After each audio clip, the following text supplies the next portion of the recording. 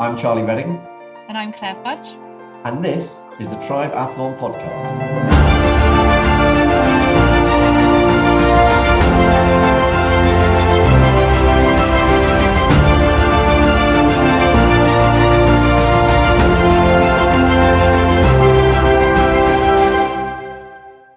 In my head, it was absolutely over.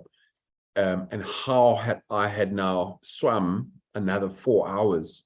I couldn't quite figure it out until I started to realize that I'd actually just pushed past impossible. And that's been my catchphrase ever since. That was Ryan Stramrood, and this episode is Pushing Past Impossible. Ryan Stramrood is one of South Africa's top extreme adventurers and ice swimmers.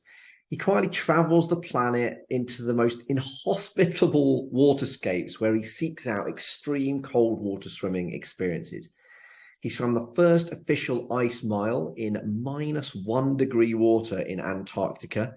He completed a swim in the Jokulsarlon Glacier Lagoon, I think that is, in Iceland.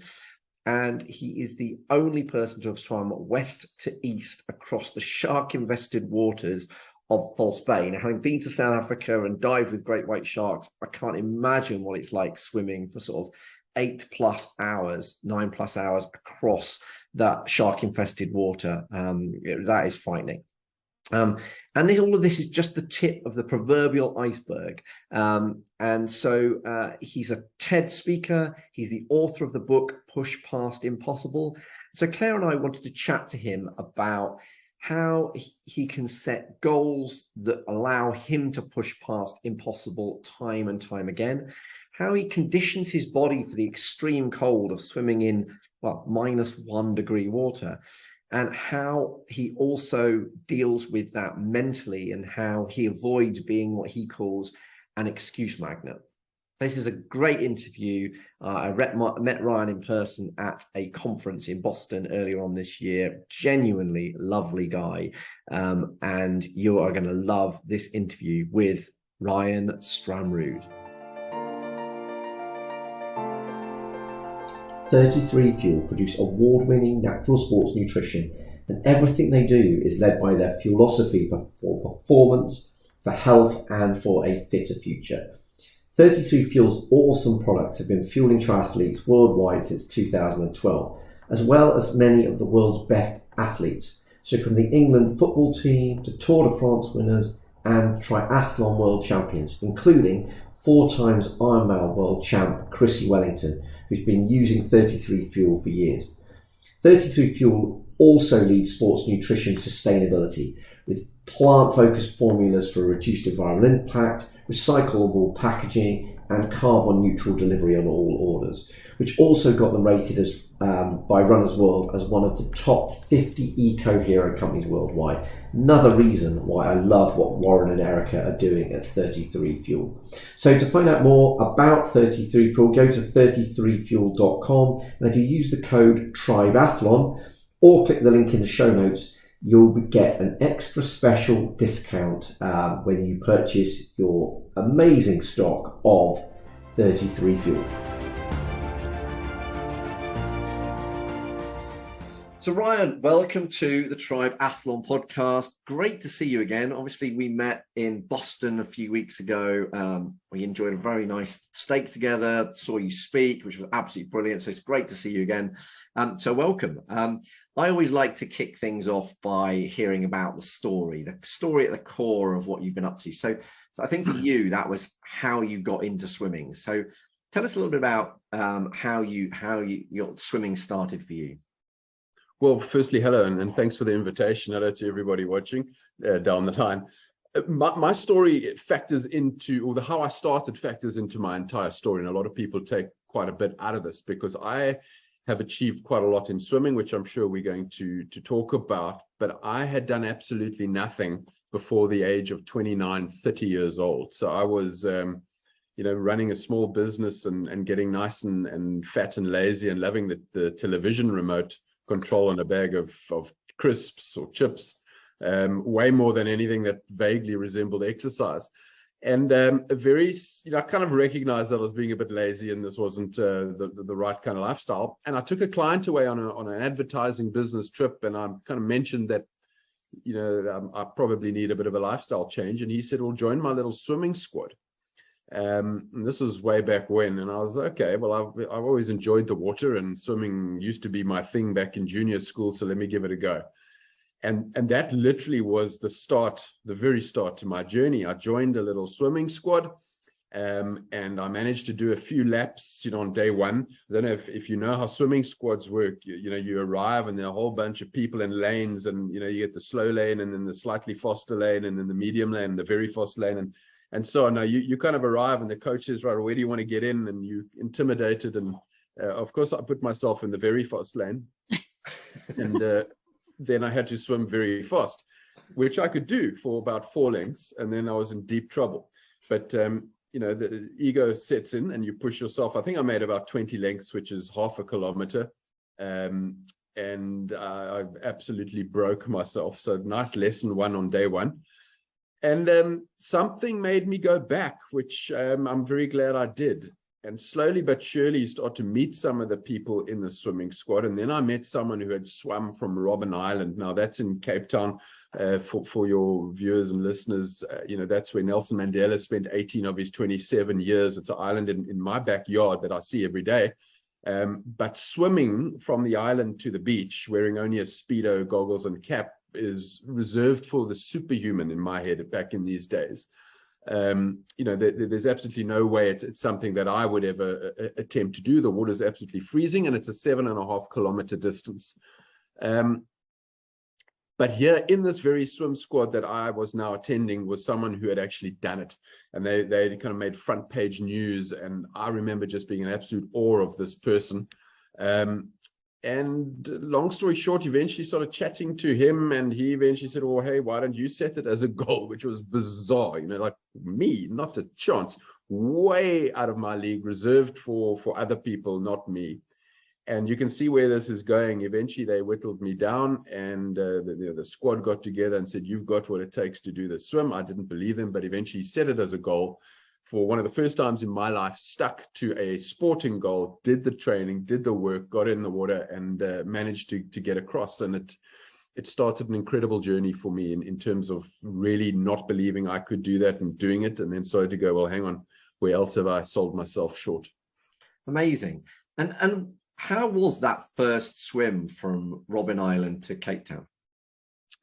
It was fine, to be honest. So, another thing that I've learned, swimming, and I'm sure most sports, but let's just talk about my sport, which is cold water swimming. Now the impact of the cold is quite brutal. I'm sure we're going to talk about that, but it's headspace stuff. So when you are as nervous as I was for that swim, when you're that nervous, you do probably way more preparation than was actually needed. You petrified for it, so you've got your mind, you're expecting the worst.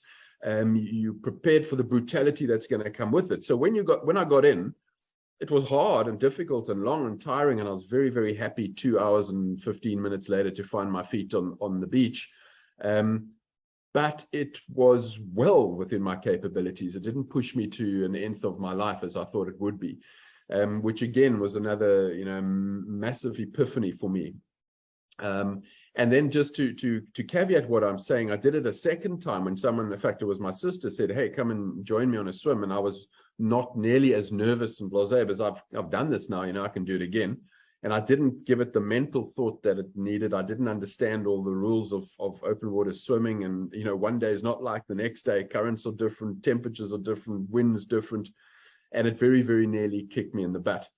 So, so the first time was a lot easier than the second time. And it was a very valuable lesson to me up front. Now, I know from being out in your part of the world, I love your part of the world, as we've talked about, but I was supposed to, when I was in Cape Town, I was supposed to go do some blue shark and mako shark diving off the coast of Cape Town, just slightly further along the coast. I've been in a cage with great whites at Hans Bay. Sharks are pretty. I've also done a swim at Plettenberg Bay, which we talked about, and you said that was the one place in South Africa you wouldn't swim. So that was slightly interesting. But talk to me about the psychology around knowing that there's you know, we all, when you're swimming in a lake, there's kind of a lot of people that would think, oh, there might be a pike that might bite me on the big toe or something. Sharks are slightly different. So talk to me a little bit about that, particularly at the start of your swimming. Yeah, so I mean, that certainly plays a massive role. So 99% of my open water swimming is in the ocean, and our oceans are well reputed for being the home to the great white shark and many others. So it most certainly plays on my psychology. And then you combine the impact of the cold, which makes you negative and makes you, we'll get into that a bit later. So definitely it's always played a role. But I have an understanding of sharks. I'm not saying I'm not scared of them and I don't have all the fears that everybody else has, but I understand they're not man-eaters. I understand that you know, you'll be exceptionally unlucky to get bitten by a shark. And if you do get bitten by a shark, it's mistaken identity. So you're swimming at night, or you're swimming in really murky water in a place that you probably shouldn't, where there might be an aggregation of sharks at a particular time of year. You know, or whatever the case may be. So I do the homework before, and I've push that fear, which never leaves, to the back of my head and manage it appropriately. And you know, you kind of, in this sport, you either accept the risk or you don't. If you don't accept it, then don't do the sport. You'll never do it. It's not for you. If you accept a level of risk, and you believe the risk is as low as it literally is, then you know, you can get going, I suppose. Well, I think the thing is, we all perceive extreme risks to be more, like, we all perceive a plane crash to be more risky than the drive to the airport, but actually it's massively in favor the other way. But because a plane crash makes the news, whereas a car crash doesn't. So that's a great way of thinking about it. Now you went for, now I might get the sequence of these events slightly wrong, but I think you went from doing Robben Island to coming up to our neck of the woods and doing the English Channel. So tell us a little bit about what inspired you to do that and how that went. Right. So let me take you through the journey. So in and around Cape Town, anyone who's had a swim in our waters, which is in my backyard, you know, we've got cold water here. So the water's generally between about 10 degrees Celsius and up to 16 degrees Celsius on a warm day in the Table Bay side, where I spend a lot of my time. And I never wear wetsuits or anything like that. So the challenge of the sport I do is not just the physical ability to swim and getting fit to do whatever distance you've set. It is actually the ability to handle the cold. Okay, because humans have not evolved well at all to handle cold. We've evolved very well to avoid it. So when we throw ourselves into increasingly cold conditions, the mind, which is an exceptionally powerful tool and it has evolved for hundreds of thousands of years or millions of years, whatever it is designed to make sure we get out of that cold environment. It doesn't allow us rational thought to go, oh, this is nice, I think I'm going to stay in here. It wants to get you out. And the colder that gets, the tougher, the more profound that response is. And then to try and override this very powerful mental defense mechanism, trying to keep you safe and perform physically to do whatever distance you have set. So that is, in a nutshell, the challenge of open water swimming. Then you throw in the psychology of you know, what might bite you and what will far more likely to sting you, the jellyfish and the blue bottles and the things that are horrible and always there. So it sounds like a very horrible sport. I'm not painting a great picture, but these are all the things that challenge you, or to get your head around. So I now start doing this in and around the Cape waters. And you know, the more I did that, the more you start to realize you can override some of these defense mechanisms. You can get yourself in a place to push yourself a little bit further and increase your distance. And then right on your guys' doorstep is the very Everest of distance swims, and that's the English Channel. You know, as the crow flies 34 kilometers, it is cold water, so it's 16 degrees Celsius. But you're going to be in it for a lot longer, you know, so 34 Ks, and that's just as the crow flies. Unfortunately, you don't swim as the crow flies with all the currents involved. You're going to swim a lot further. So I set my goal eventually, and it's not an overnight goal. You know, you don't do a Robben Island crossing in Cape Town and go, oh, I can now do an English Channel. There's a long progression. You got to mature as a swimmer. In fact, a friend of mine went today, and I told him he was a little bit quick off the cuff, and he didn't make it. So he got halfway across and had to pull. It's a difficult swim. But it's usually challenging, and you know, I did it back in 2008, probably a little bit before my time when I should have. I was still young and a little bit bulletproof and gung-ho, and it nearly gave me a proper hiding. But I finally, when I gave it a go, and I made it across in 12 hours and 54 minutes. And just for your audience, so you know, again, it's only Speedo type costume, goggles, and one silicone cap.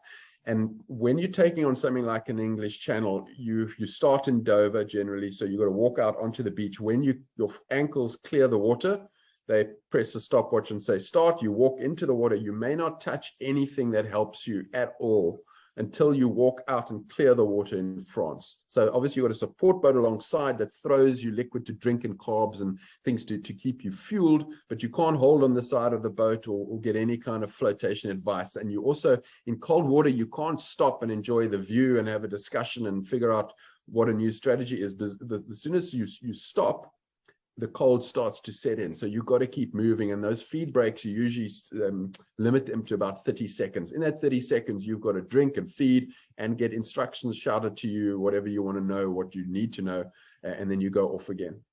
So I can't remember what your question was, but that was how I got to the English Channel. And I can talk about the English Channel experience for a long time. Yeah, well, tell us how it went, because I mean, I've obviously heard the story and it's an amazing story, but tell us whether it went well for those that haven't. Well, so firstly, we in 2008, we didn't have all the weather apps that are so readily available on our phones. You know, you could go online and kind of do a dial-up connection and find a weather chart. And you had a lot of experts, but the idea is to find a really good day. So the English Channel, you can only really do in certain months. Between July and September is what is accepted, because that's when the water's within a temperature range that is doable.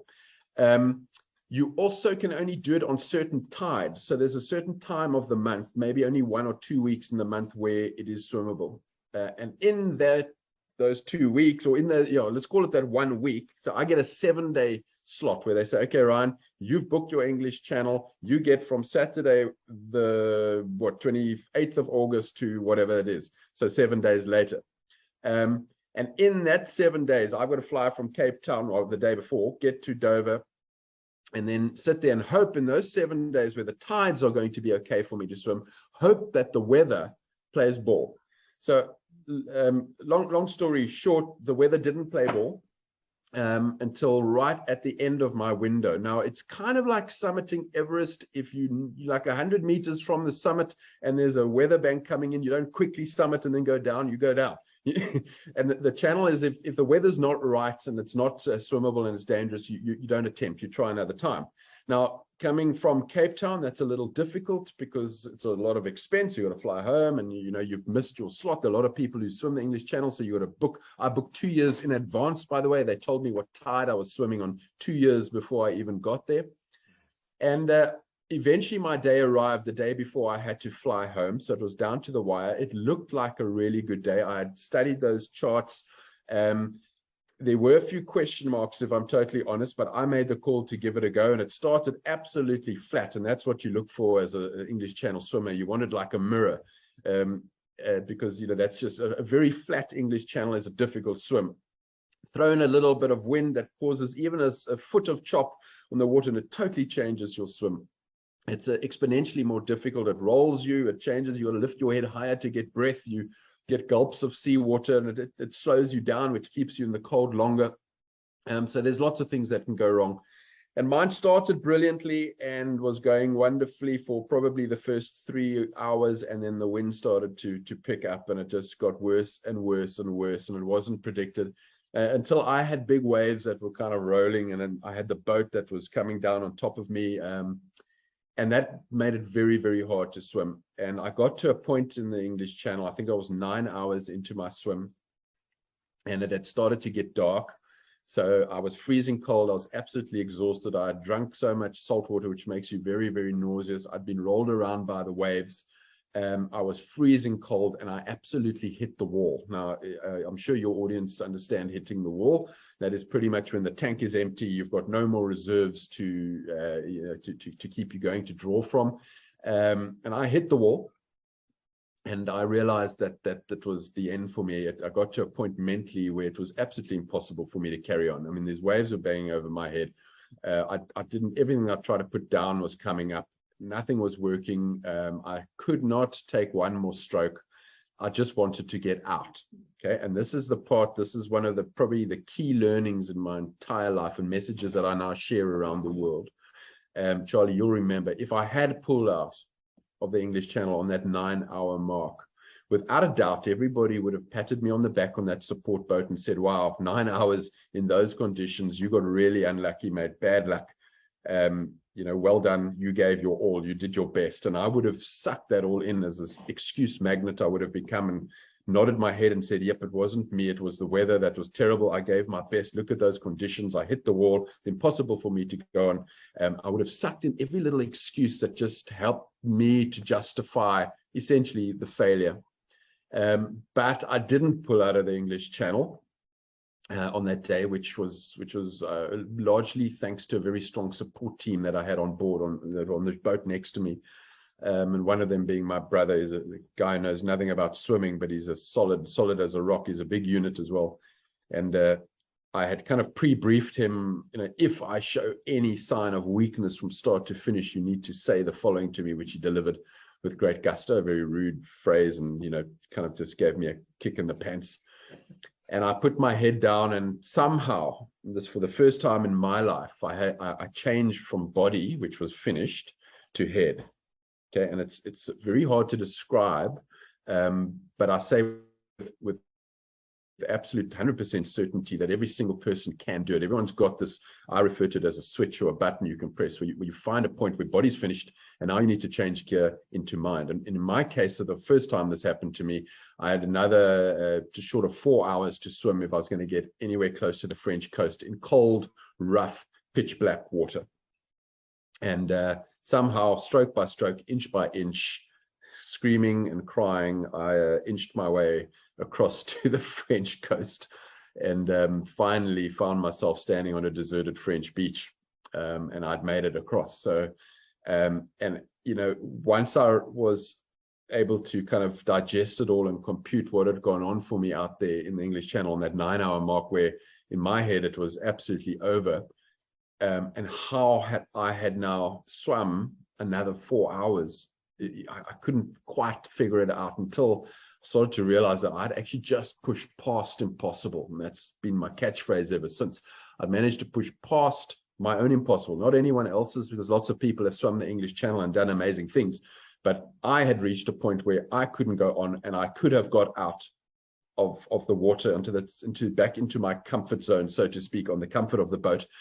And I could have held my head up high, and no one at all would have gone, oh, shame, he didn't push hard enough. Everybody would have gone, wow, you flippin' did everything, you got unlucky.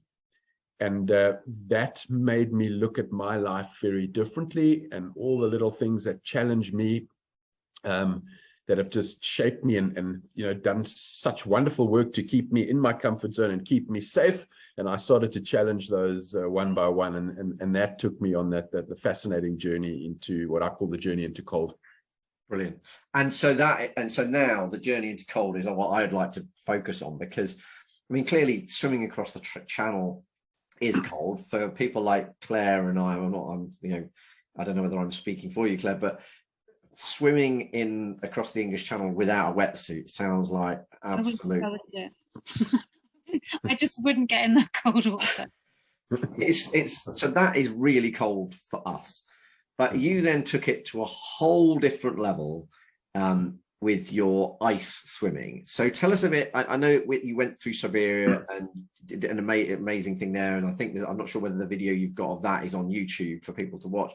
But I'd like to kind of jump. No, it's not. You keep it to yourself. Very sensible. But I'd like to jump the Siberia experience and talk about Antarctica, because that was that was the event that really kind of made ice swimming for you, wasn't it? So tell us a little bit about a brief bit of the backstory about that, but then tell us about that event itself. Okay, so the brief backstory and how I ended up in Antarctica. It's important that everyone understands I didn't go from the English Channel to Antarctica. There's a long bit that happens in the middle.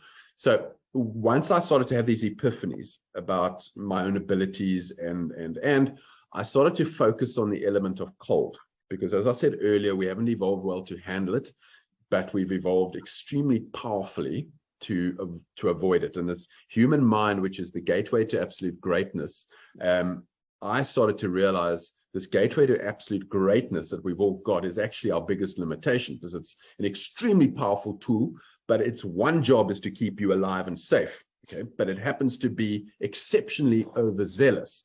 So the element of cold is one area that the brain knows it's got to get you out of. I mean, there are only two outcomes, talking about the English Channel or talking about Antarctica or wherever, that if I stay in the English Channel for too long, the English Channel is going to cool me down to its temperature.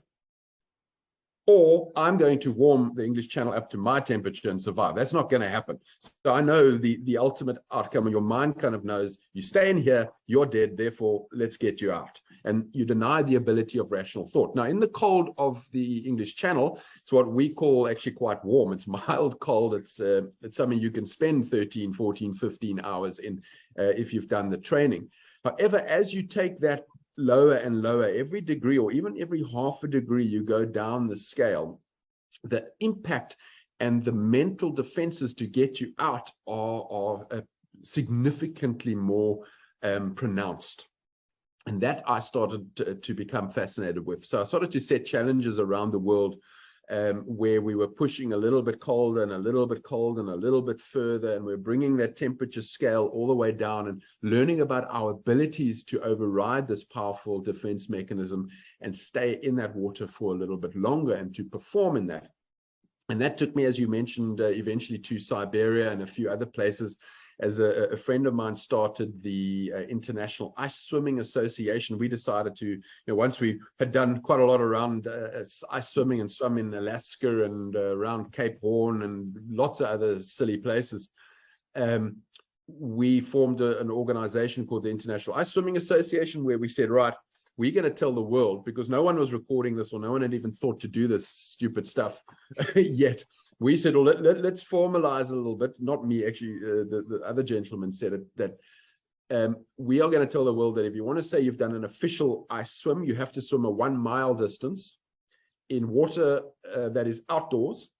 Okay, can't be indoors. You can only wear that Speedo type brief. If you're a guy, and a woman can wear like a normal woman costume. One cap and goggles. So there's no wetsuits, there's no grease or anything. You've got to be very pure and as in your most naked swimming format. And you have to do that 1 mile in an outdoor body of water in your Speedo in water that is 5 degrees Celsius or below. And if you can do that, you will be recognized by the International Ice Swimming Association as having done an official ice mile. So this is all important to the backstory of how I ended up in Antarctica. So once we put that together, I was a founding member of it. We shaped it a little bit and sent it out to the world and did a lot more work and eventually made it popular. And, the world started catching on, like, hang on, there are a couple of crazies in the colder parts of the world that actually want to try this 1 mile in the cold. And so it went, and eventually I got to a point, let me speak for myself, where I had pushed past my own impossible, my own boundaries many times. So I'd found stuff that was hard to do that I didn't think I could do. But if I did the training and I got the team in place and I did all of that, I could probably do it because it's been done. Now we wanted to get to a place where medical science suggested was not humanly possible to do. So how to swim further in colder than was recognized to be able to do. And there's a lot of differences here, Charlie, as well. Remember, there isn't one unified book that you can go look this up, or one, the medical science isn't all completely aligned, but there's lots of research, and the one will say yes, it's possible, the next won't. But it was 100% agreed that that distance in water that we plan to swim in shouldn't be done. Basically, I'm trying to play this down a bit. Anyway, I set the goal of trying to be the first in the world with a bunch of mates to swim an official ice mile south of the Antarctic Circle. And that is how I ended up in Antarctica. So you can now tell me how much detail you want to. Well, okay. So just tell us about, just tell us a little bit about how that played out, because swimming a mile in the water around Antarctica is, well, tell us about what was the temperature, how did it play out, and I've got lots of more questions about this, but you tell us the story and then I'll work around that. All right. Well, I mean, the story is a long one, and it's where do I start from? So I'll nutshell it, and we can work back through the questions. But eventually, in fact, we should probably, if anyone really wants to read the full story, I've just launched my book, which tells the whole thing. It gives you the A to Z, which is people are finding quite fascinating. But at the end, so I didn't know, because have you literally just published it in the last few weeks? It came out in May. I'm going to hold it up. Ah, fantastic. Cool. Yeah. Push past impossible. Just For those I hadn't actually realized you'd even got a book yet. Is it on Audible? Oh, really? Can I listen to it? Burn your ear off in Boston. Is it on Audible as well? It's not on Audible yet. No, I've got a lot of mates who don't want to read, and they want me to do it on Audible. So I've got the pressure, but it's on Kindle and Amazon and all the other accessible places. And if you want a nice message, you chat to me and I'll send you one with a nice message. Anyway, back to... Consider me one extra person putting pressure on you for Audible. Okay. All right. So back to Antarctica, where when I eventually got to give it a go, and we missed the geographic goal, by the way. So, and that's a fascinating part of the story, I think. But at the end of the day, we went south of the Antarctic Circle, and then the weather was so terrible up there, we really couldn't. And we couldn't afford to take our own ship to Antarctica, so we were paying passengers on a cruise liner, and there were a lot of rules. We kind of set world records by breaking rules and by pushing boundaries. You have to. And we met our match on the cruise liner in Antarctica. They were very strict. But anyway, we eventually got to give a go, and the day, the place that it all finally happened to give my mile a go, the water temperature turned out to be -1 degree Celsius. So it was actually 0.9 degrees negative. So salt water freezes below zero. And we had found the coldest little patch in Antarctica, and that was where, not by design, it's just after a long story, that's where we ended up. And I remember, getting ready to swim, and I was in the zone, and, a lot of things had to line up. There's a lot of curveballs and catastrophes before I got to walk down that gangway of the ship. And they came up to say, hey, thinking it was good news, water temperatures -1, and I'd never swum in -1 before, because it's usually rock solid ice.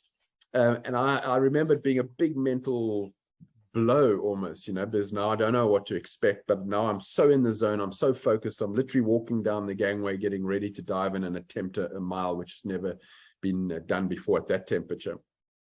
And eventually, dived in and off I went. And it's I don't know if you want me to run you through what you experience when you dive head first in a speedo into -1 degree water. Yeah, please. Well, we're going to come on to sort of how you condition yourself for that. But yes, I mean, I know that just diving into the English Ocean with a wetsuit on, I get my head just immediately get the ice cream headache. So what is diving into -1 degree water like?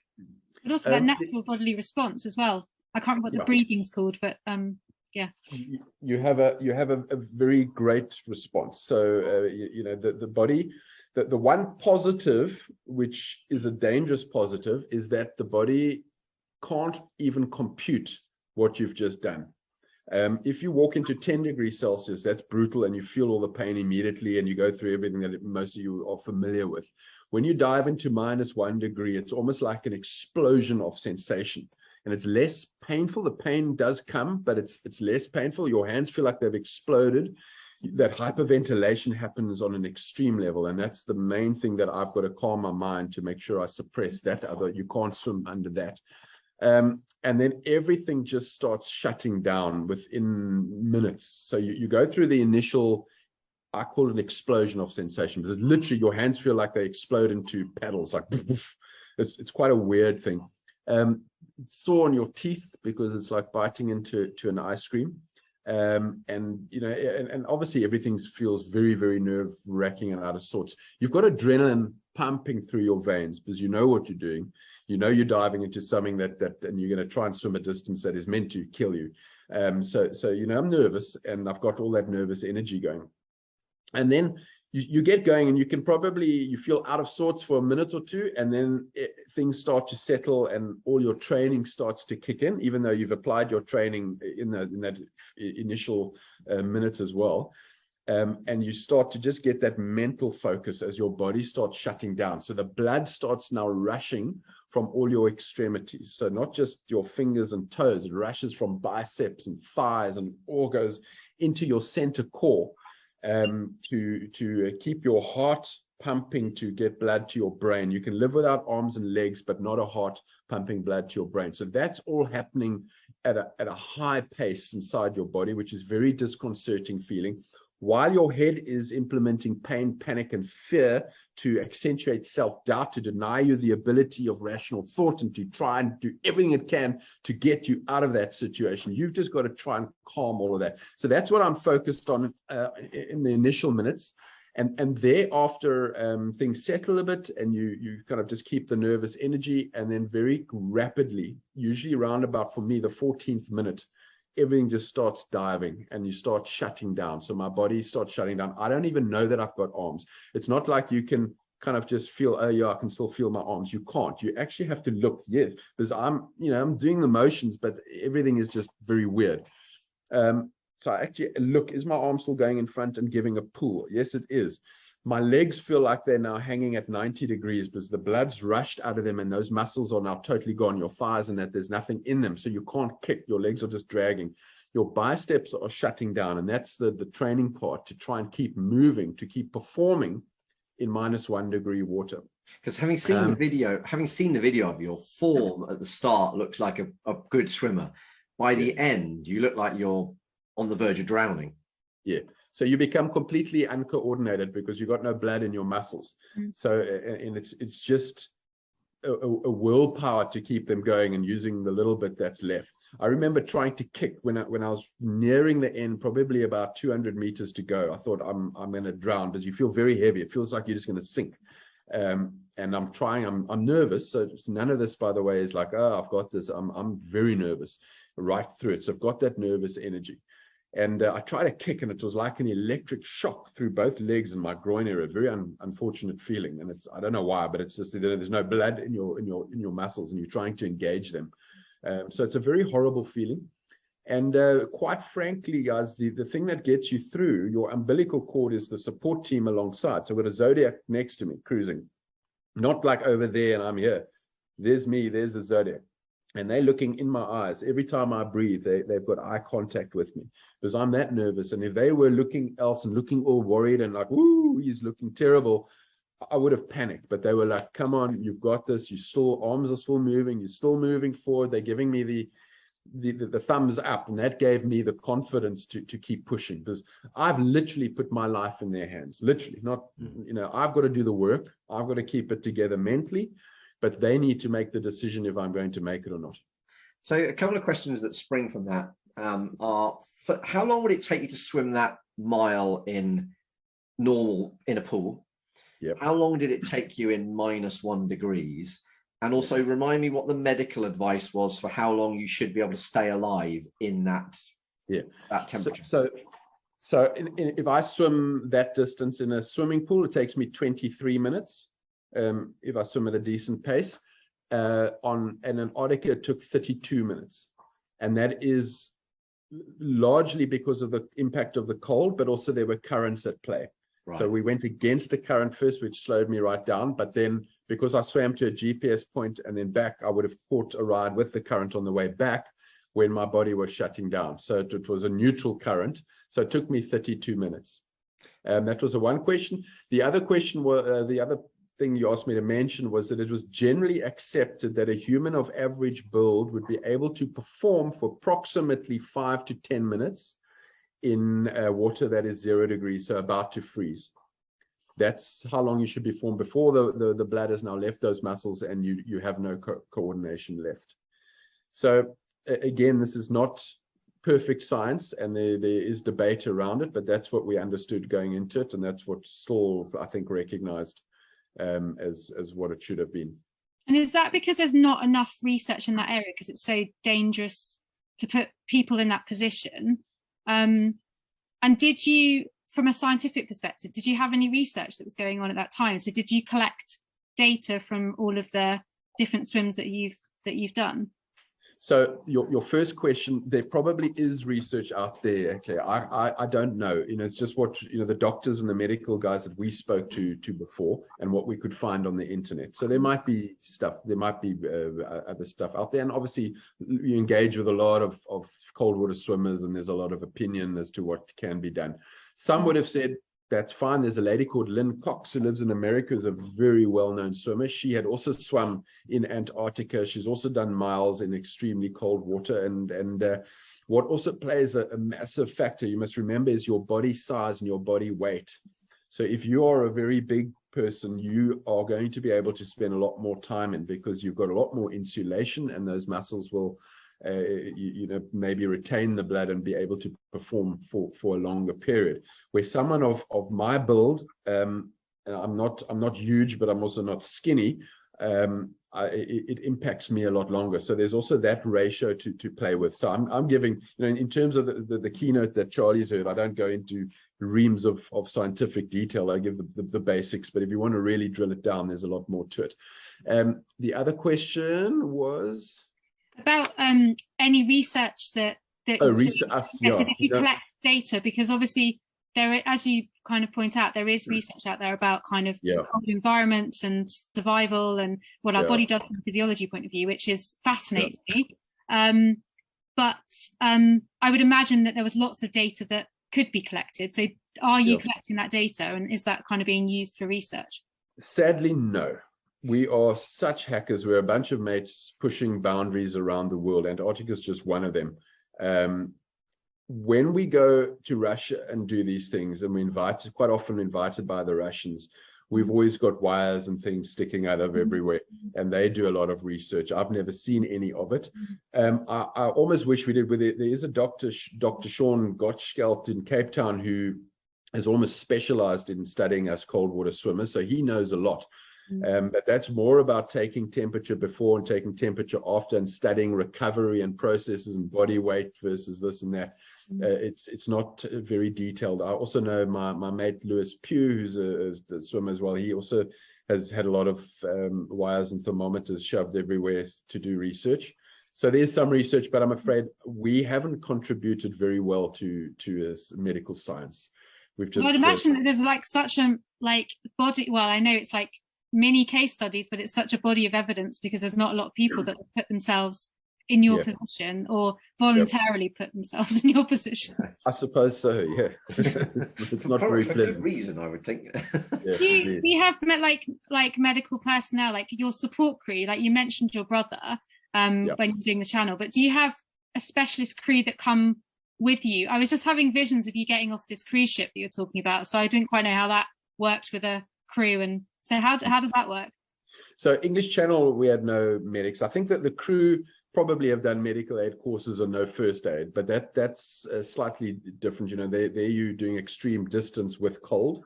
Antarctica, you're doing extreme cold and a shorter distance, but an extreme distance for that level of cold.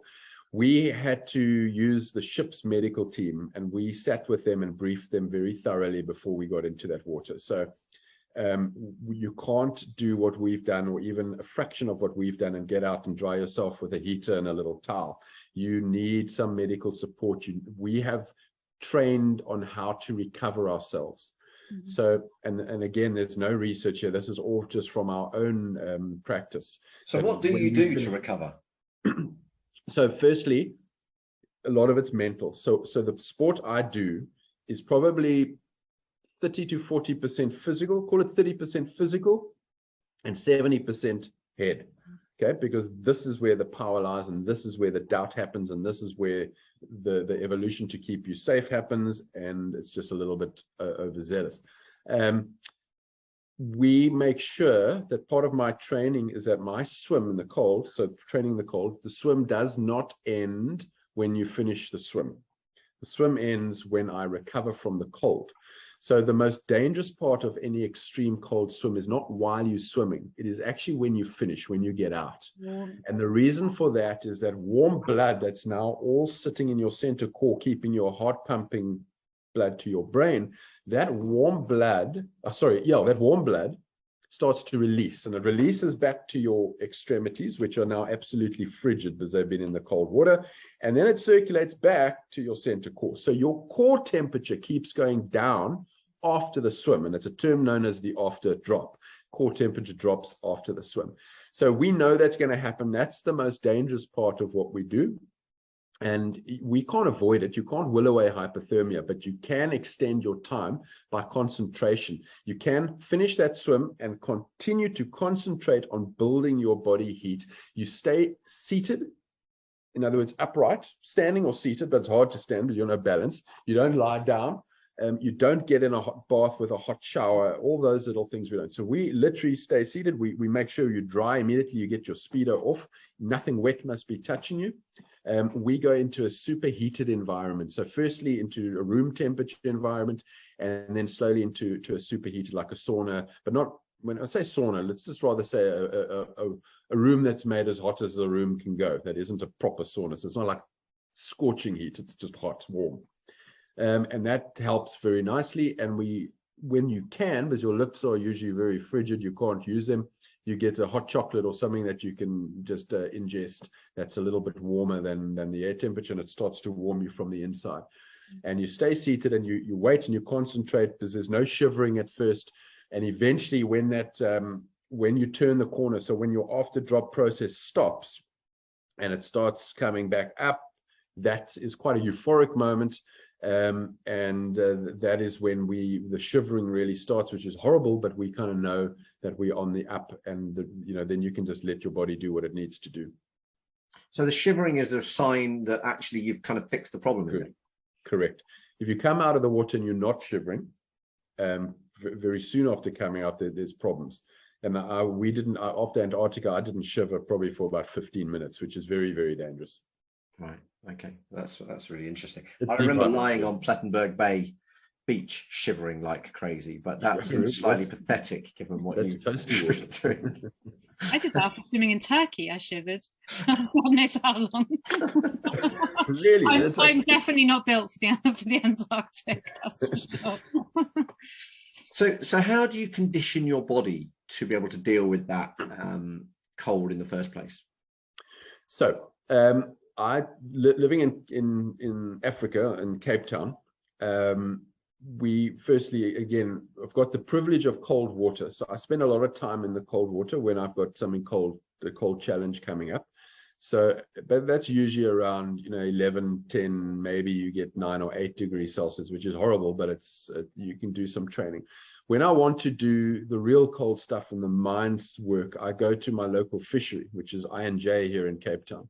And they've got lots of ice for obvious reasons. And they've got these big basins, really, with their big tubs, almost containers. And they know me well now, and a couple of us, and we ask them to fill this up with ice. And I bring the water down to, usually about 0.5 degrees Celsius or just about freezing. So a lot of people do ice baths, but they haven't got a real clue what an ice bath is until you do a proper one. You can't fill it up with water and throw some ice in and bring the temperature down. You got to fill it up with ice to the top, then throw the water in. The ice melts a bit, so you get a little layer of water at the bottom like that, and the rest of it is solid ice. And then I get in my Speedo and I sit in that. Usually 10 minutes. Longest I've ever done is 16 minutes.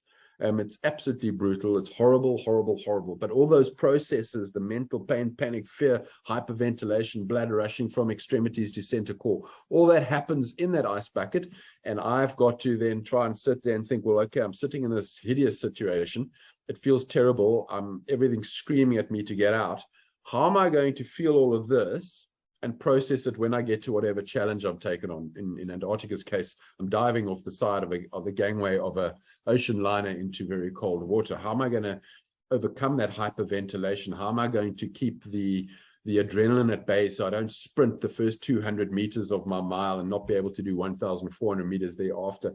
How am I going to be brave enough to handle the pain that's going to set in, and that biting pain in your teeth and your head and everything that's going to hit you? All of that happens in that ice bucket. So that's where I do my most mental conditioning. The work and the physical stuff is the easy part that I do in a pool or in the ocean. I can only imagine some of the comments that you get thrown at you by the local fishermen as you sit there in a massive tub of ice. Yeah.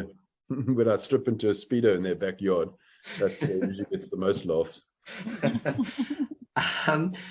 So there's a lot of talk at the moment about how good for your health cold is. You know, we've got the Wim Hof stuff and cold showers and cryogenic treatments and all this sort of stuff.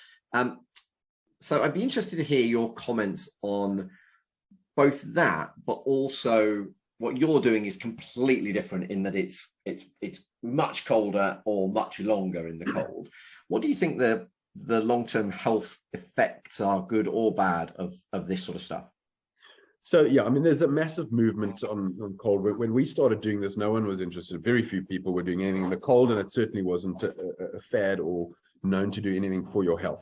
Now, guys like Wim Hof have done amazing stuff, creating a brand and bringing it to the public's eye. I can't comment with any authority as to the health benefits of the cold. I really don't know. I'm not saying there aren't, and I'm not saying there are. I don't know the Wim Hof method. I must still read a book or get to know it. But what I do believe happens, which I do really believe is very medically beneficial, is a mental wellness aspect. So when you get cold, even mildly cold, swimming in Pietermaritzburg Bay or having a dip in the English Channel, maybe not Turkey, that's too warm, but hey, I'll give it to you. When you get out and that after drop happens, so even when you do it in mild cold, the same process does happen. Your core temperature keeps going down afterwards, and then eventually it goes up. Now, if you do that in really cold water, and you stay in that really cold water for 20 minutes, half an hour, and you know all that blood's now rushed to your center core. When you get out, that after drop happens, and then you turn the corner. In other words, once your core temperature's finished going down, it starts to go up, and that releases a wonderful array of endorphins. And that, I think, is an amazing, well, I know it's an amazing feeling. It's a euphoric feeling. And I think for people who suffer from anxiety and depression, and even just for stress, I think it's a great relief. And that's my belief, and as close as I'll come to saying that the cold has medical benefits, which what I do, the extremes that I've done, I don't believe there's any benefit to that at all. And I think I've exposed myself to levels that no one really should, unless you've got something to prove to yourself or you've got a goal. It's not something you should do regularly. Does that make sense? Yeah, it does. Yeah, it really does. Thank you. Now, you've talked about going beyond the impossible. And I know that's a big part of your keynote. And you really made me question whether my goals were big enough. I've got to do some work on getting them beyond impossible, I think. But how do you set yourself goals now that you kind of understand this a little bit better? How do you set goals so that you're continuing to achieve goals that are beyond impossible? Yeah. So you know what? I don't do it all the time. So it's not, some I do a lot of performance coaching, and I had someone come on and say, oh, I want to be like you and like be super motivated every day of the life, because I get motivated and then I'm not, and then I want to be. I say, well, I'm not motivated every single day of my life, and not every goal I set is beyond impossible. Let's be real here. But what I do know, when I set myself a proper goal, certainly in swimming and now in business as well, if you're setting yourself goals you know you can achieve, okay? So if I do A, B, and C, be it business, be it family, be it whatever, be it sporting, if you know you can achieve it, that's comfort zone. That you're not getting out your comfort zone. It might be an awesome goal. It might impress lots of people. You might be very happy achieving it and staying in your lane. With you're achieving the goal you set without actually getting out of comfort. That's great. But I guarantee you're underachieving in that. That's a given. It's very hard to argue that. If you set a goal that you don't think you can achieve, that's where you're forced outside your comfort zone to attempt it. And that's where you open the door to failure. And us humans, we do not like to fail. We have such a gateway of power in our heads that is designed to keep you safe inside your comfort zone. Because not only has it evolved from the days of, it doesn't want you to walk into a fire or run off a cliff or do something stupid like that. It's also evolved to protect you from the emotional pain that comes from failure. Because when we fail, there's a little bit of hurt and there's humiliation, there's consequence. So we are so geared to not try anything that might cause or end up in failure. Okay, so and that's scary. But another keynote I do, Charlie, which I hope one day you hear, is called Failing Forward, where I have had brutal failures and how I've mismanaged the learnings from those failures until I did manage them properly, and then how that helped me to achieve the next thing. So that's a whole nother story. So your question is, how do I set these goals continuously? I don't do it continuously. I do it every now and then when it really counts and when I have a passion for it. So, for example, I recently did a very big swim here in Cape Town. It hadn't been done for like 7 years, and I did it in a route that no one had ever done. So I was the first to ever do it the opposite direction, essentially, which might not sound very exciting. But when you're going against the grain of the 5 people in the world who had ever succeeded in it, and I'm saying, well, I'm going to go the other way, where they've all researched that that's not the right way to go, I was opening myself up to failure. I was opening myself up to look silly if I did fail. Everyone would have gone, well, I told you so. But I managed to do it, and I got a Guinness World Record for doing it and all of that. And when I look back at and all the accolades that came with that were wonderful for me, and I was very happy with myself. But when I look back at that goal, I realized that it was within my comfort zone. I mean, it's probably the biggest known feeding ground for the great white shark. So it's got a hell of a psychological element to it, and it's 34. We're talking about False Bay here, aren't we? We're talking about False Bay. Yeah, I wasn't going to give that away, but I've seen that you have. I swam across. Sorry. No, it's fine, because I'm getting to where my next goal is, and I'm trying to illustrate my point in that.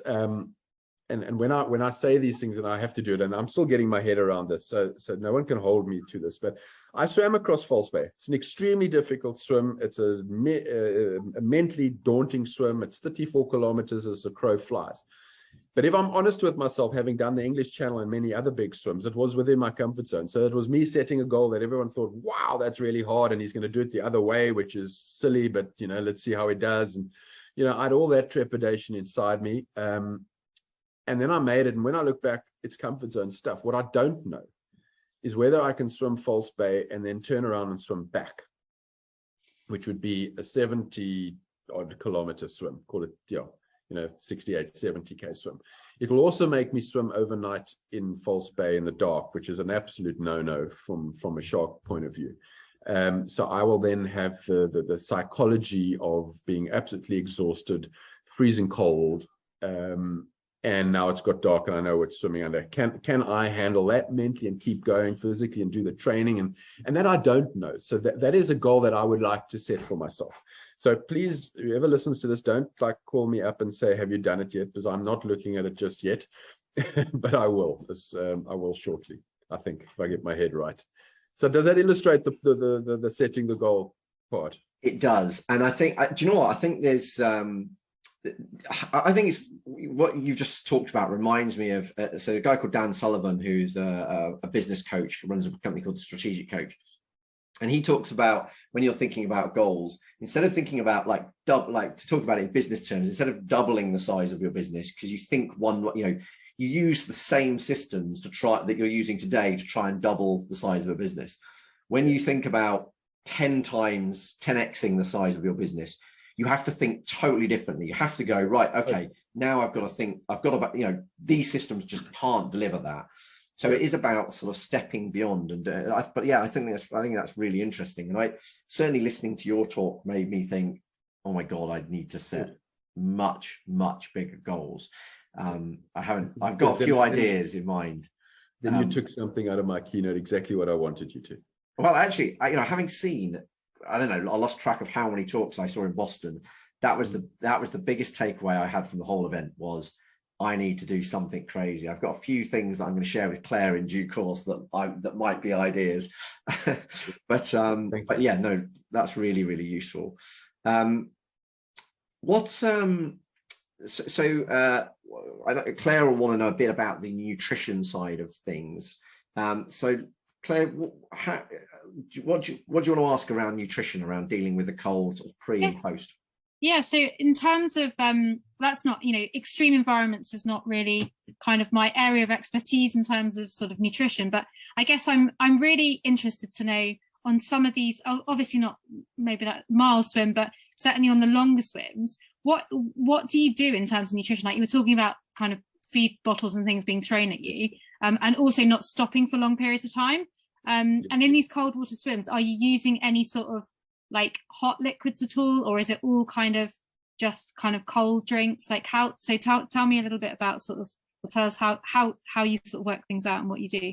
Let me tell you. Okay, so I'll start with the caveat that I'm notoriously terrible with nutrition. Okay, I've been swimming for so long and I've done such big swims and I still haven't quite got it right, although my false base swim I did. And that's only because I outsourced it.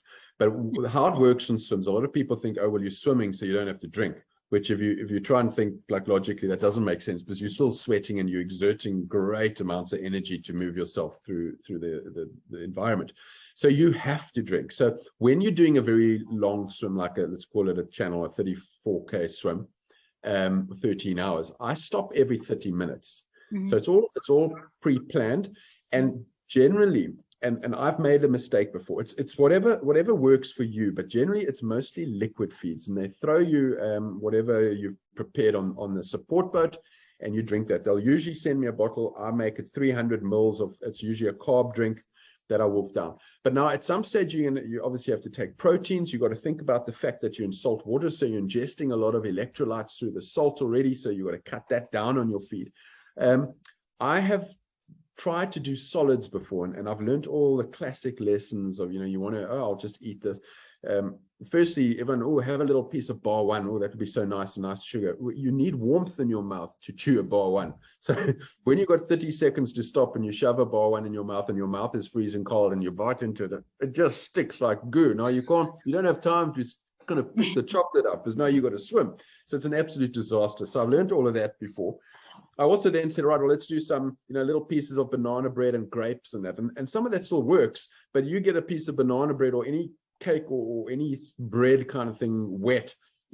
There's splashes and sprays and things that happen in the ocean. It's never like a nice mirror. It's just completely impractical.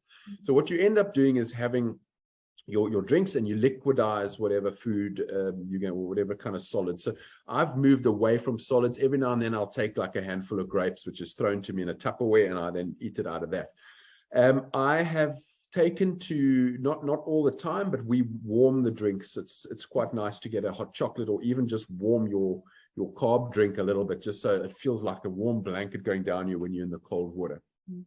So yes, we do warm, and that brings a little bit of warmth from the inside. Other than that, I can't give you much science. All that I can tell you is that doing something like an English Channel, at some point you are going to run the tank dry in terms of energy and carbs that you've managed to pre-store. You're also going to run it dry in terms of you can't put enough in cold water swimming. You're exerting a lot, but you have to hydrate. And at some stage, you're most probably going to get to the point where you have to change from where your body says, thanks, that's hit the wall time. And now it's going to separate the guys who've done the mental training from guys and girls who've done the mental training from those who haven't. I guess it's difficult, isn't it? Because it's quite positional in terms of, like, if you're swimming and even if you're there treading water a bit or slightly moving forward, trying to even drink like that is actually quite difficult, isn't it? So I'll give you just an anecdote. On my English Channel, I had everything that you could eat, from roast chicken to little sausage rolls, that was all prepared. Because, you don't always know what you're going to want. And probably about 5 or 6 hours into the channel, when the waves are now, so that you've got the waves that are rolling and you're just a little head in the water. Okay. Now they throw me a Tupperware, where I've got to take the lid off. I've got to hold that Tupperware above, because I don't want the waves to splash in it. I've got to lift my other hand. Now, what do you do when you're in the water with both hands out of the water. You know how hard that is to tread water. Now you've been swimming at this stage maybe 9 or 10 hours. You're exhausted. Now you're trying to kick to keep your head afloat and keep yourself above the waves and feel what's in there and get in your mouth. What also happens is I get bad sinus. There's also lots in the water. Firstly, like just normal sea lifey stuff, and then there's also, like in the English Channel, there's lots of ships and diesel and stuff. So my sinuses block up, so my nose is blocked. So now I'm thinking I'm just going to take everything in that Tupperware and shove it in my mouth, which I do. But now I can't breathe through my nose, and now my mouth is full, so I can't breathe at all. So I'm like, just spit it all out. And I realized that I can't eat. And you can't stop for a long time. You've got to keep moving. They shout at you if you try stop for a long time, or for longer than a long time. I'm talking 30 seconds is what your allocation.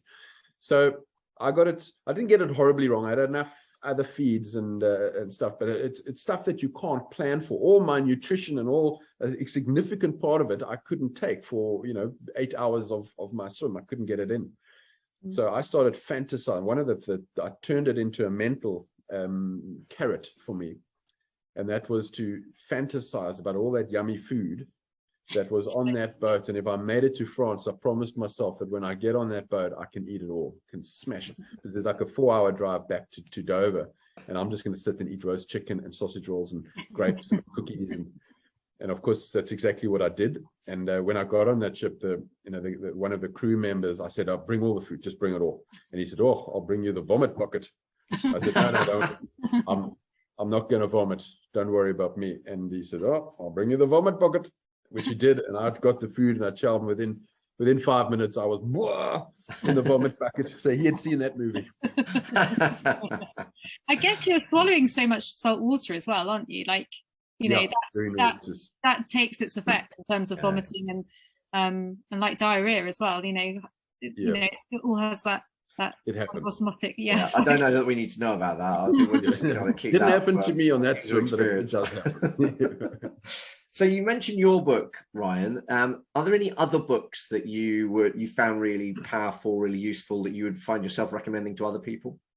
So there are a lot of books that have had an impact on me through the years. Some completely unrelated to what we're talking about, might surprise you and your listeners. And the one is good old Richard Branson's Losing My Virginity, which I read at a young age when he brought it out. And just to see his adventurous spirit, to see his never say die attitude, and his way of turning an absolute dead end into an opportunity really impressed me.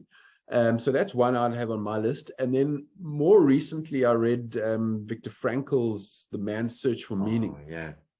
And that impacts me on a deeper level. There's life surviving concentration camps, and that fascinates me, the psychology around that.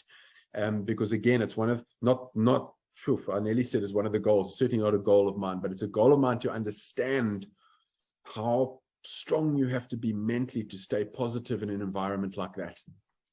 That is an incredible book. I think I really like Losing My Virginity. It's a long time since I read that as well, but me too. But Man's Search for Meaning is that's incredible. And so now for series 3, we've got this new feature of the previous guest is asking the next guest the question, but without knowing who it is. So you've got a question from Sharon Davies. All right. And Sharon wanted to know, if you could relive one day of your life all over again, which day would it be? Why would it be that day? And would you change anything about it? Now, that's a lovely question, because I immediately start thinking of where's the nicest day that I'd love to relive, but I'm not going to go there. And I might want to change my answer. But I'm going to say my North Channel was a day that I'd like to redo. I went to attempt to swim from Ireland to Scotland, and everything went very wrong for me, and I ended up in hospital for 2 days, very nearly dead. And I would like to repeat that and do it very differently the next time around. Not that I particularly want to swim the Irish Channel again. It's a horrible place. Not Ireland, love Ireland, but that water is it's a swim that doesn't appeal to me very much. So what would you do differently? Lots. So from not the choice of my team, just how I structured the team. From my nutrition, which I got horribly wrong. I copied a mate who had successfully swum it, and I was a little like panicky with the nutrition because I'm so bad at it. So I just cut and paste what he did, and he got a beautifully flat day. I got a rough day, and something as simple as that made his feeding regime completely impossible for my day. I was impatient and a little bit cocky. I was bulletproof, and I was advised not to swim, and I was told to go home, and that's just not how I operate. So I pushed my team into allowing me to swim on a day that it shouldn't happen. And I will be more patient. I'd get more sleep. I had to meet at 3 a.m. and I was unprepared, so I couldn't sleep before. So I got like maybe an hour of sleep before. So there was a whole barrage of things that's taken me about 3 years to admit my role in the disaster. And I'd love to go back and change each one of those little elements and then see if luck would come on my side, because I also got a bit unlucky, I think. Fantastic. Ryan, it's been an absolute pleasure chatting to you again. There is so much brilliant advice in there. I really enjoyed both your keynote and listening to you talk today. There's some really inspiring stories there. So a huge thank you. And I'll be holding you to account to that double false bay swim in Well, thank you so much. I really appreciate your interest and your time and the invitation to this podcast. Brilliant. Thank you. Thank you very much. If you want to find out more about Ryan, the best place to go is ryanstramrood.com, and that's STRAMROOD. That has the link to his book, Push Past Impossible, and all his social media links on there. So what did you make of the chat with Ryan? It was amazing, actually, and really different. We always have amazing people on the podcast anyway, but it's really good to have that kind of depth of different types of athletes, and also kind of why they got into it in the first place. Because he had quite a good story, didn't he, about sort of getting into swimming, because he wasn't a swimmer by background, was he?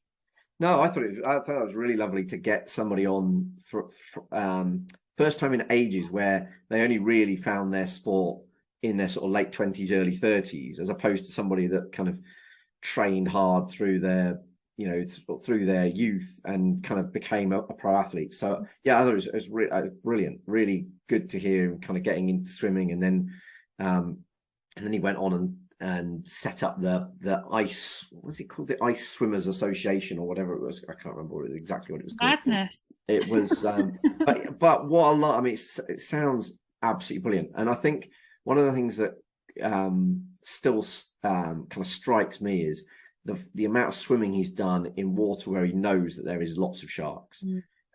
People particularly go to this part of the world to see sharks, and he's swimming. So it's quite interesting how he positioned that, how he kind of conditioned his mind to kind of forget about the sharks and think about the probability of it. Yeah. No, I think that's amazing in terms of, and we've talked with a number of different sort of athletes, haven't we, in the past about how they cope with different scenarios. And I think the fact that he can just get in the water and not necessarily focus on that, and actually focus on what he's doing. And I guess that is also how he's been able to get into those freezing cold waters and still swim, or being told by the crew on his boat that, yes, your hands are still moving or your arms are still moving. I mean, we know at the best of times, don't you? If you swim in cold water in kind of when the lakes first open in May or whatever, that your hands kind of go like claws and you think, have I got hands? But I mean, I can't even begin to imagine what it's like to even get into that kind of water to start off with. Well, that's it. I mean, the shock of getting into it is enough to kill awful lot of people. But well, literally. Yeah, absolutely. And then swimming for 35 minutes in that sort of, and by the end of it, I mean, if I've seen the video, his arms and legs are kind of, his arms are just about resembling a swimming stroke. His legs look like they're just going straight towards the bottom. Really? Yeah, he's just got almost no control over them. And yeah, I mean, that must be really, really difficult to swim where you basically can't feel any of your limbs. I mean, and I imagine like everything slows down because obviously, because what was really interesting to me is, as always, is like all the kind of physiology sort of side of things. And he was talking about, because obviously everything does slow down when you're that cold, because when we think about in some theatre procedures and some surgery, especially cardiac surgery, sometimes they cool a body down so that they can perform the surgery, and then they have to rewarm the body very, very slowly. So it was really interesting for me to hear kind of what he went through, and then standing, like basically taking off his clothes and standing with nothing warm around you to start to warm up yourself until that shivering kind of came in. Yeah, and it's also, I think it's interesting to kind of understand how the body deals with cold. I mean, obviously how he conditioned himself. So going to the fish, going to the was it? I want to say fishmongers, but it's not, the fishery, and like sitting in a sitting in a big big tub of ice. But you know, I just think it's, you know, how the body starts to shut down, and how you've got to. I love his term, becoming an excuse magnet. You know, your brain is trying to come up with excuses to get you out of that water because it knows long term you shouldn't be there, and yet fighting through that. I think that's really interesting. But I guess your body has these warning signs the whole time that, you know, we shouldn't necessarily ignore, but like I can, you know, from what he was saying, actually that's what he had to overcome, is those body like warning signals, like very early warning signals the whole time. Because you know, actually we get it, if you I don't know, twist your ankle or something and then it kind of hurts a little bit, it may actually be better, but it's giving you that feedback signal that it's not particularly happy. So we kind of go through that the whole time, don't we? But yeah, I did like his terminology. And the other thing I loved is when he talks about kind of setting goals beyond what you think you can achieve. So achieving the impossible, basically. I just think when I listened to him speak, he really made me think about setting bigger, scarier, more difficult goals. And you know, particularly I mean, what's also interesting is he's now building a public speaking career of keynote speaking, getting flown around the world based on the experience he's created through his new passion. And it's like, yeah, so as somebody that wants to do more and more speaking, that makes me think, well, okay, what crazy goals should I be setting that I can then bring into my talk? So I think that needs some planning over a few drinks at some point. It's true though, isn't it? It's pushing you. I think it's like, you know, with a lot of endurance athletes that we have on the podcast, and probably that listen as well, is, you know, we all to a certain extent have that ability within us, don't we, to be able to push ourselves to the extreme. But I guess for those that are minded like that, how much further do we need to push ourselves? Because this for us is comfortable if you did kind of ultra events, so to speak, like comfortable. So yeah, what ultimately, like, where do we need to push ourselves, I guess, as well? I think it's we've got something coming on the podcast in a few episodes time, and I was listening to him speak, a guy called Julian Dean, who was a pro cyclist and for a Kiwi cyclist, and he talked about the fact that now that he's retired, he's got some kind of understanding of how most people look at the sort of level of training that he was doing as a pro, and which to him was totally normal, and the sort of level of training that you do. I mean, as somebody that does Ironman, lots of people say to me, how on earth do you do that level of training and keep up with it? But I look at your level of training and go, how on earth do you do that? And obviously the pros are another level above that. So I think it's just kind of making it become the norm. But then, of course, setting a really difficult goal isn't like, you know, for many people saying I'm going to do an Ironman is setting an impossible goal. Whereas for somebody that's doing an Ironman every, you know, several times a year, like yourself, it's like, well, okay, I've got to sign up to a stupid 100-mile run round Dartmoor or something crazy like that. In the dark in the winter. Yeah. So speaking of which, how's the run training going? Yeah, well, not very much. Somebody asked me that, and one of my cycling posse said, so what training are you doing specifically for your 100-mile run? And I was like, well, just done an Ironman. Now I'm having a bit of time off. Then I'm just going to do some running. There's not really much more specific than that, I think. But so obviously we had Sharon Davis as the first episode of this season, but we didn't really have a catch up after that. So tell me a bit about the races that you've done over the summer. Yeah, and obviously you're building up to Kona, which is really exciting.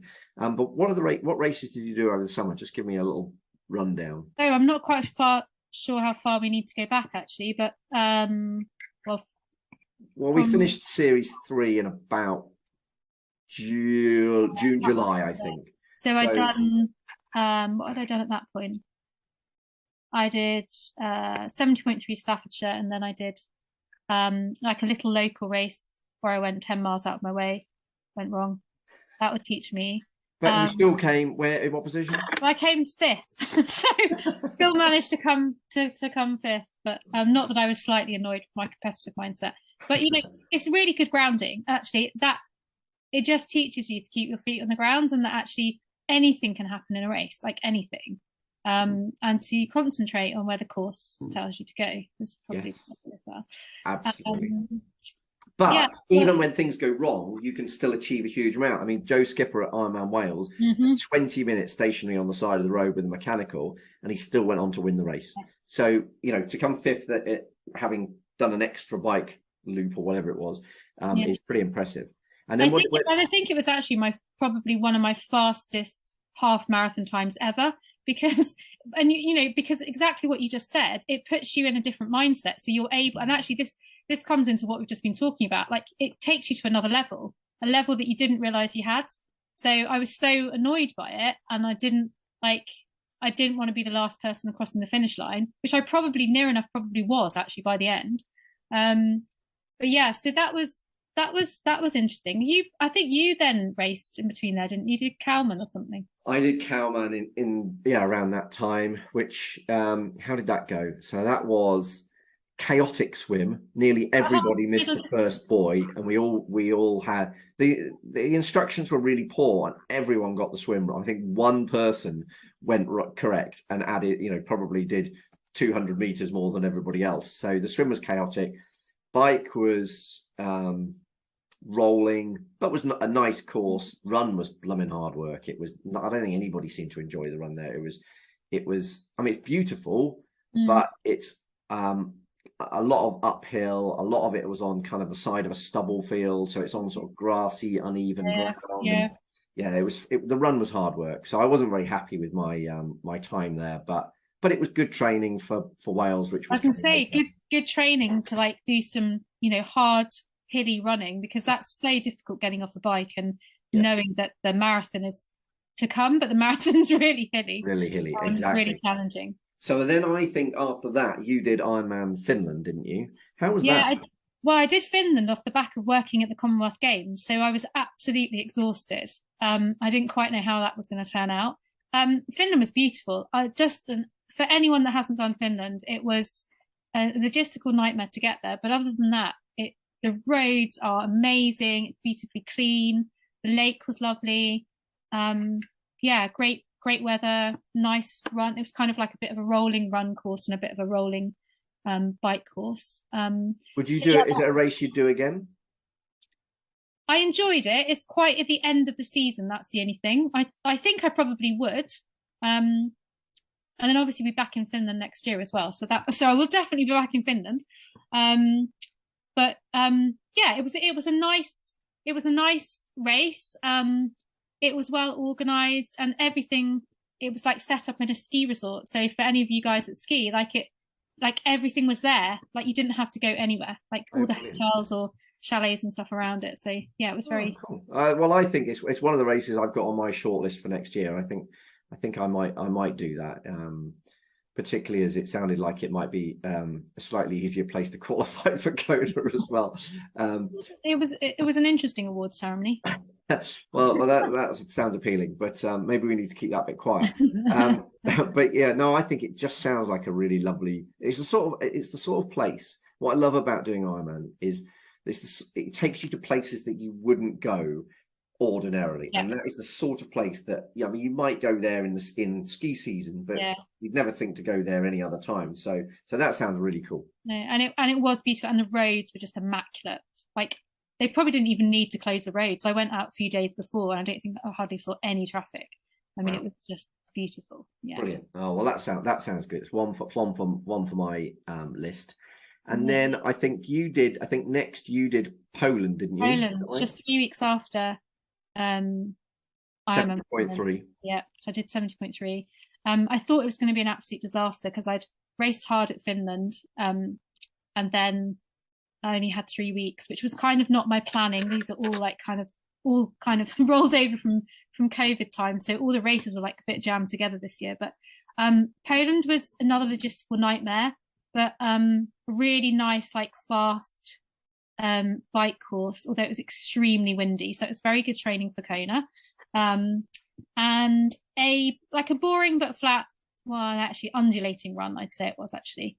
So yeah, it was an end of season race, so early, like an early qualifier as well. So yeah, it was good. I'm really glad I did it actually, and I felt worse before than I did afterwards. So that's good. Very interesting. Yeah. So, yeah. And then that is your last race before Kona, which is in about 3 weeks, is it? Mm-hmm. Awesome. You looking forward to it? Yeah. Do you know, I'm actually really looking forward to finishing this season.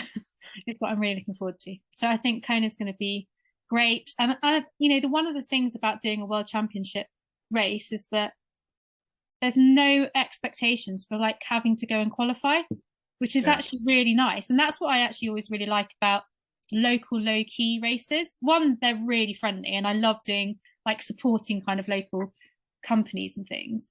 And they're usually really good fun. But actually the fact that there's no expectations, it just makes a race just so much more fun. Well, and also when you're racing at Kona, you're going to be racing against the best of the best, aren't you? So in some ways you're not, I don't know, are you going into it thinking, well, I'm not going to bag a podium slot, so maybe you're thinking you are going to bag a podium slot, I don't know, but maybe you're going into it, how are you positioning it in that? Because I'd like to think that you're going in to enjoy it as opposed to try and win it. Well, for anyone that knows me, yes, I'll go into it, enjoy it, but I am competitive, so like I want to go and do as well as I possibly can, and that's all that I can do. I think my understanding is that to qualify, you're in the top 2%, I think, of your age group. But then you are going to have a depth of field anyway, because this is 2 years worth of rollovers if you didn't take your place at Utah.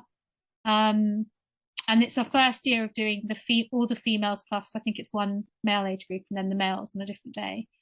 But I think it's going to be the last year. And I don't know what your thoughts are on this, but I think it's going to be really interesting because this is going to be essentially the last year of people qualifying with only a small number of slots at Ironman races, certainly for the females, because now this season we've got so many more slots open to us, so the depth of field is going to be like a normal Ironman race, I think, because a greater depth of field.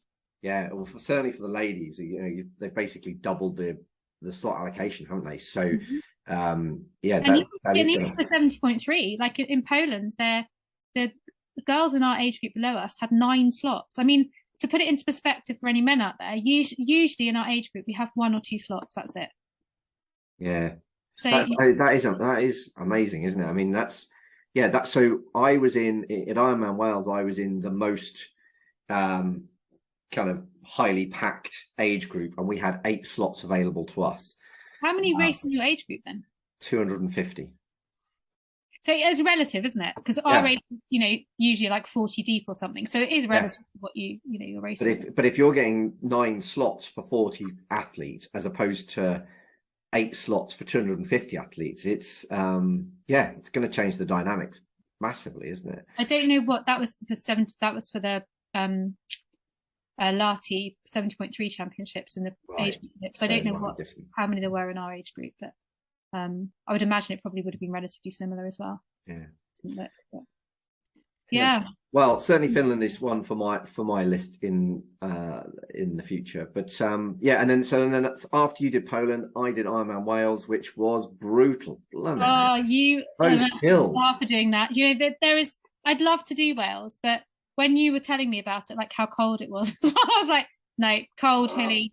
No, it wasn't that cold. How did you cope psychologically? It wasn't that cold, actually. It was so the swim was really choppy. About 50 people got pulled out of the swim in the first hour. Really? Because it was really choppy. And I mean, I think Joe Skipper said it was his toughest race swim because of the conditions. Although bizarrely, it didn't actually hamper. I was really happy with my time, given that it was brutal. I got the worst wetsuit rash I've ever had. I don't know whether I'd kind of got Velcro rubbing against my skin or salt water. And yeah, but I mean, I've never had it particularly bad before. I do quite a lot of sea swimming, but that really was sore. Bike was really windy, and it rained for the last hour or so, which meant, and the descents were really technical. I hadn't gone and recce'd the course, other than a little bit of it, and you could tell the people that had, because they would absolutely fly by you on the descents. Although there was also more bike crashes than I've ever seen on a race, I think. So I was chatting to one guy afterwards, and it had taken him 15 minutes longer to do the bike leg than it had the last time he'd done it. And that he just said that was purely down to the conditions. And then the run and the hills are just hard work. But the atmosphere around is just like nothing I've ever seen in a race before. It's probably the closest I'll get to riding in the Tour de France, with kind of going up Heartbreak Hill, which is the last hill before you go into Tenby. And you've just got people right up against the side of the bike, cheering and yelling, and it was incredible. And then you come into the run, and it is like 4 massive hill repeats. It's basically, that's it. You go up this long hill, down the long hill, zigzag through the town a bit, and then it's like past the finish line and back again. Yeah, exactly. and then, but again, the atmosphere was incredible. And I thought I set off.